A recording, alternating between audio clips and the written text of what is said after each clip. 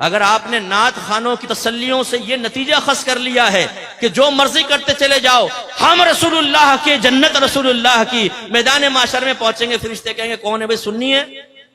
जी जी सुन्नी हो, बस आ जाओ, जो कुछ किया कोई बात नहीं, तुमने चर्स पी, जिना किया, कुछ भी सुन्नी है ना, सीधे जन्नत में चला जाओ, जन्नत तो तुम्हारा इंतजार कर रही है। अगर ये ख्वाब आपको दिखाए गए हैं तो खुदारा मुफ्ती मुनीब रहमान साहब के इस कौल पर अमल कर ले। एक जगह बयान चल रहा था, प्रोग्राम था, मुफ्ती साहब भी थे, मैं बैठा हुआ था, नात खान वो पहुंचा रहा था लोगों को इधर से उधर 2 मिनट में, जो हमारे अक्सर नात खानों की आदत होती है, कोई बैठा हो तो भाई नाराज ना हो। वो पहुंचे हुए ऊपर मुफ्ती साहब का बयान शुरू, आपने फरमाया कि भाई आप लोग पहुंचे हुए थे 7वें आसमान पर, तो बराए मेहरबानी मेरा बयान सुनने के लिए जरा जमीन पर तशरीफ लिया। तो हमारे सुन्नियों का ये मामला है, हमारे लड़के चर्स पिए, मवाली हों, नमाज पढ़े ना पढ़ें, पूरी रात नातिया महफिल में बैठे, फजर का वक्त आए तो घर में चले जाएं, जमात छोड़ दें, नमाज फर्ज तर्क कर दें, जमात वाजिब नमाज फर्ज वो फिक्र नहीं है, पूरी रात नात खानी में बैठे, और यकीन क्या दिलाया जाए, तुम सरकार की मोहब्बत में आए हो। जो सरकार की मोहब्बत में आता है सरकार उसे प्यार से देखते हैं, और जिसे सरकार प्यार से देखें क्या वो जहन्नम में जाएगा? सामने कहते हैं नहीं नहीं, तो बस हमने तुम्हें जन्नत तक पहुंचा दिया शॉर्टकट के जरिए। ये खामखा तालीम हासिल कर रहे हैं, ये नमाज पढ़ रहे हैं, ये रोजा रख रहे हैं, ये गुनाह से बच रहे हैं, ये बेचारों को तो पता नहीं। नात खान के पास एक अजीम शॉर्टकट, 1 मिनट में आपको सीधा जन्नत का रास्ता दिखाकर, फरिश्ते भी कहेंगे कहां गया वो, नात खान के दामन में वो छुपकर सीधा जन्नतुल फिरदौस के आला मकाम पर वहां बैठ के हूरों के साथ चाय पी रहा है 2 मिनट में। भाई इस ख्वाब की दुनिया से बाहर निकल आए। आप और मुझसे बड़े सहाबाए किराम आशिक रसूल थे, उनकी कोई एक मिसाल ऐसी बताएं कि उन्होंने नबी करीम के फरमान सुनने के बाद एक कान से सुना, दूसरे कान से निकाला, और उन्होंने ये अर्ज किया हो माअल्लाह कि आपका बनाया हुआ मायार ठीक है, ये आप अपने पास रखें, लेकिन हम ये कहते हैं कि आपकी मोहब्बत हमें जन्नत तक पहुंचाएगी, लिहाजा इन तकल्लुफात की जरूरत नहीं, हम वैसे जन्नत में पहुंच जाएंगे। है कोई साहबी ऐसा? नहीं। वो इश्क में कामिल व अकमल थे, तो किस वजह से थे कि उन्होंने नबी करीम की इताअत की। आज हमारे सुन्नी नारा लगाते हैं गुलामी रसूल में मौत भी कबूल है, जो हो ना इश्क मुस्तफा तो जिंदगी फजूल है। फिर एक दूसरे को देखते हैं कैसा लगा नारा, दूसरा कहता है वाह क्या नारा लगाया तूने यार, ब्लड सर्कुलेशन तेज हो गई। अच्छा भाई कर ले तेज। अब ये नारा भी लगा कि गुलामी रसूल में दाढ़ी भी कबूल है, क्योंकि सरकार ने फरमाया दाढ़ियां बढ़ाओ, मुझे छोटी करो, और यहूदियों की सूरत मत बनो। ये नारा लगा गुलामी रसूल में बाकायदा इल्म दीन सीखना भी कबूल है, कि आपके नबी ने फरमाया तलबुल इल्मी फरीदतुन अला कुल्ली मुस्लिम, इल्म का हासिल करना हर आकिल बालिग मुसलमान मर्द और औरत पर फर्ज है। अपने घर वालों को नेकी का हुक्म दें, बुराई से रोकें, क्योंकि अल्लाह ने फरमाया वअमुर अहलका बिस्सलाति वस्तबिर अलैहा ला नसअलुका रिज़्क़न नहनु नरज़ुकुक। अपने घर वालों को नमाज का हुक्म दे और खुद भी उस पर साबित कदम रहे। हम तुमसे रिज्क का सवाल नहीं करते, रिज्क तो हम तुम्हें अता फरमाएंगे।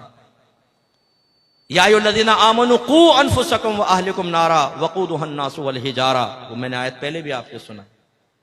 तो करें अपने घर वालों की इस्लाह। बीवी पड़ी फजर में खर्राटे ले रही है, शर्म हया नहीं है कि बीवी को उठाओ। जवान बेटा पड़ा सो रहा है, ये नहीं कि लात मार के उठाए कमबख्त उठ। हाँ, अगर गवर्नमेंट ऑफ पाकिस्तान ये ऐलान कर दे जो फजर की नमाज बाजमात अदा करेगा उसको 5000 रुपए मिलेंगे, यही अब्बा होगा, यही थका हारा बेटा, यही जुल्फों की असीर बनाने वाली लैला। फिर इस मजनून को, इस अब्बा को देखें आप, लात मार के ना उठाए बेटे को, कमबख्त उठ, 5000 का मामला है, 5 तेरे 5 मेरे 5 छोटे बेटे के 15000 रुपए रोज, एक नमाज के, फिर 5 नमाज, फिर महीने की कैलकुलेशन करके अब्बा क्या कल हो अपने तो वारे न्यारे हो गए। तो आपकी बात नहीं कर रहा हूं, ये दुनियादार किस्म के लोगों की बात कर रहा हूं। लेकिन सोचिए कि हम क्या कर रहे हैं। इसी तरह ये नारा लगाएं कि गुलामी रसूल में हर गुनाह छोड़ना भी कबूल है, क्योंकि मेरी वालिदा सैयदा आयशा सिद्दीक़ा रज़ियल्लाहु तआला अन्हा कहती हैं कि नबी करीम सल्लल्लाहु अलैहि वसल्लम अपने जात की खातिर कभी किसी से इंतकाम नहीं लेते थे, लेकिन जब कोई अगर अल्लाह की नाफरमानी करता तो सरकार उससे इंतकाम लेते थे। इंतकाम का मतलब उस पर सजा जारी करते थे, इजहार नाराजगी फरमाते थे। अगर आप ये समझते हैं कि नात खानी में बैठने के बाद मैं नमाज़े कज़ा करूं, मैं लड़कीबाजी करूं, मैं सेक्स चैट करूं, मैं पोर्न वेबसाइट के विजिट करूं, मैं गंदी हरकतों में मुलव्वस रहूं और सरकार मुझे मोहब्बत भरी निगाहों से देखे, तो ये आपकी खाम ख्याली है। नाफरमानी और मोहब्बत रसूल जमा हो सकती है, इसका इनकार नहीं है।